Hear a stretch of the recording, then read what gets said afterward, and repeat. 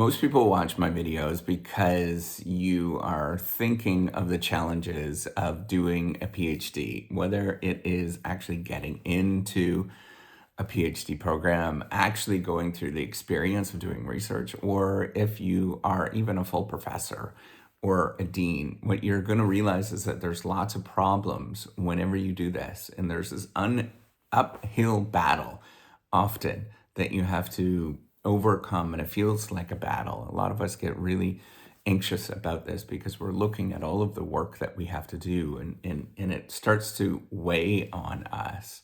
But one of the things that I want to point out is that that is simply a perspective that you are taking on. You have this ideal perspective that there is a simple way that you're climbing, that there is some pinnacle that's going to exist in your life once you actually accomplish it and you get there and you become the I don't know. I don't even know what the equivalent of like being the president of, all of the universities that exist, but it doesn't exist, right? So the idea that you are thinking about is that there is a strong pull, or the feeling that you have is a strong pull towards success and towards actually accomplishing something.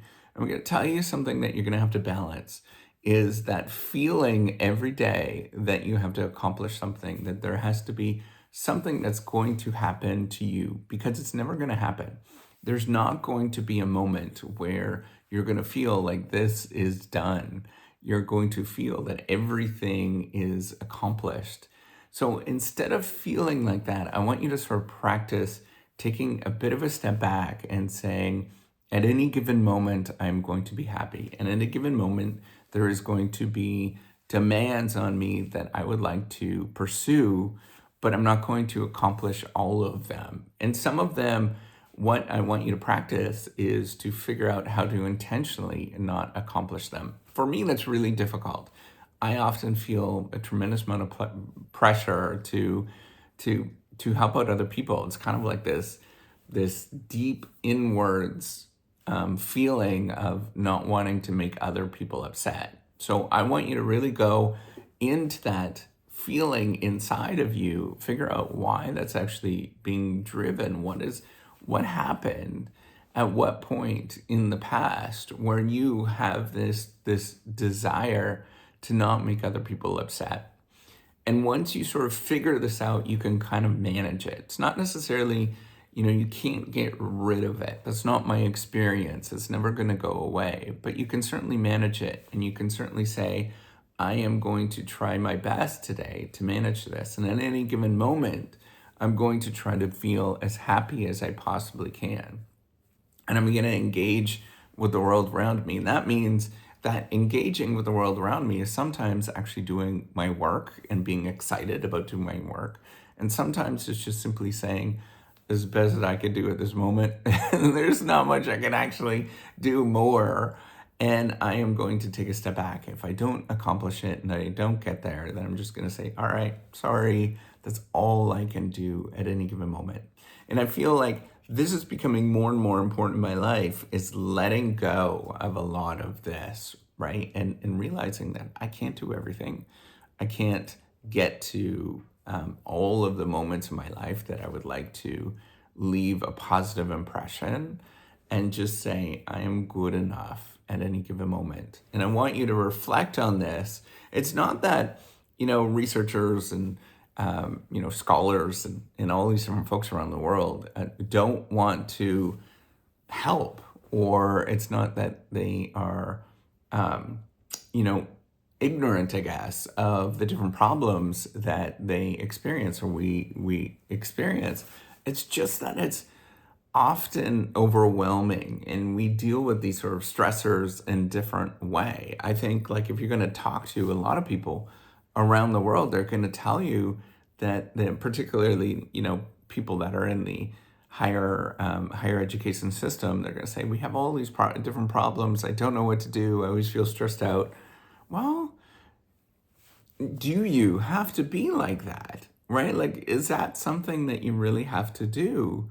Is to buy into all of the different messaging that is sold to you, that there is a certain way of doing things, that there is this this, perfect ideal way. And if you let go of that, and that's most of it, it's this like psychological process of just letting go, then you become a lot more happier and you can actually do things by doing that. And what you're going to realize is that you are not that much slower than if you simply, if you're frantic all the time. In fact, I think that if you're frantic all the time and you internalize all of those stressors, you actually don't accomplish that much.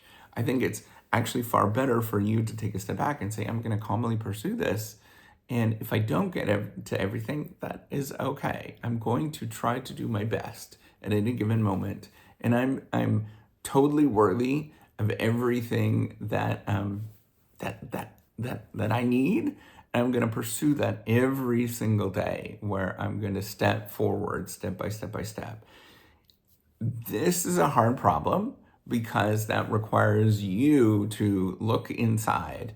Most people have a hard time doing this, right? Is to look inside and say, what is it that I can actually change? I can't change the system.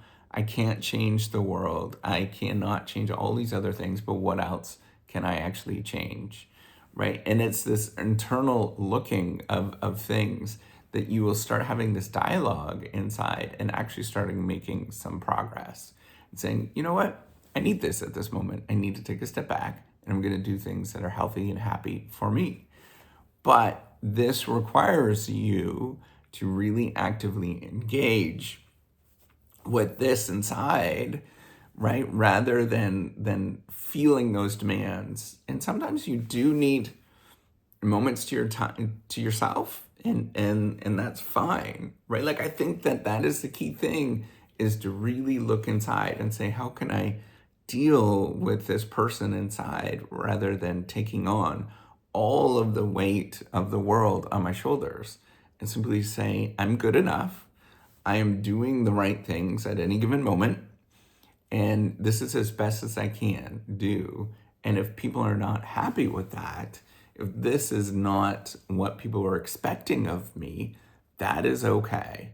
I'm going to walk forward and do little steps every day.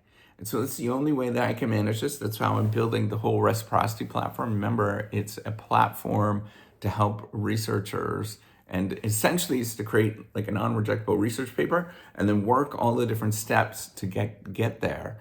And what does that actually mean? It's a hard problem, extraordinarily hard problem. It will likely, if I sort of accomplish what I want to accomplish, it will completely revolutionize the scientific process. But that's a hard problem. And that means that there's always demands. When you have work on a hard problem, there's always demands.